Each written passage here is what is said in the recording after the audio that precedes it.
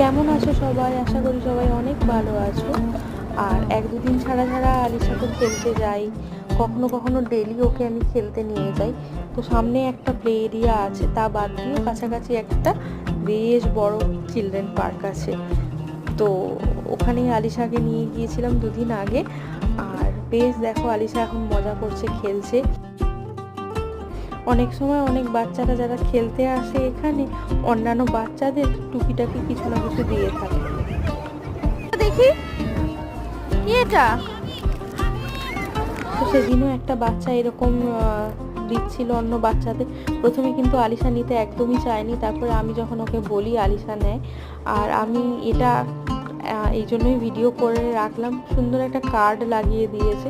ওই দিন ছিল ওই ছেলেটির জন্মদিন, আর যেহেতু সামনেই ঈদ, তাই দেখো সুন্দর করে একটা কার্ড লাগিয়ে দিয়েছে।